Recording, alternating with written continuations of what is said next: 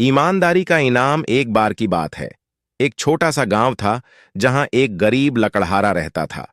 वह अपनी रोजी रोटी के लिए जंगल में जाकर लकड़ियां काटता था और उन्हें बाजार में बेचता था। एक दिन लकड़हारा जंगल में पेड़ काट रहा था, तभी अचानक उसकी कुल्हाड़ी हाथ से फिसलकर पास की नदी में गिर गई।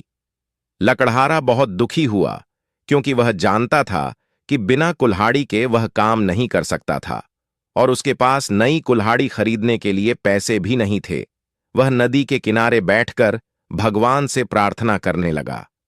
उसकी सच्ची प्रार्थना से प्रसन्न होकर नदी से एक जलपरी प्रकट हुई। जलपरी ने उससे पूछा, तुम क्यों दुखी हो? लकड़हारे ने पूरी घटना जलपरी को बताई।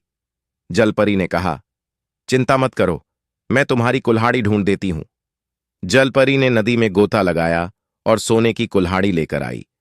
उसने लकड़हारे से पूछा, क्या ये तुम्हारी कुल्हाड़ी है? लकड़हारे ने ईमानदारी से कहा, नहीं, यह मेरी कुल्हाड़ी नहीं है। जलपरी ने फिर से नदी में गोता लगाया और इस बार चांदी की कुल्हाड़ी लेकर आई। उसने फिर से लकड़हारे से पूछा, क्या ये तुम्हारी कुल्हाड़ी है?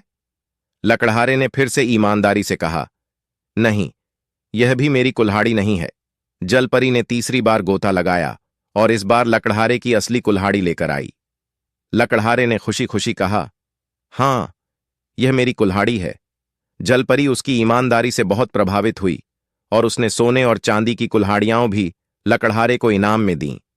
लकड़हारा खुशी खुशी घर लौट आया और अब उसके पास इतनी संपत्ति थी कि उसे अब जीवन भर मेहनत नहीं करनी पड़ी। सीख: ईमानदारी हमेशा इनाम देती है।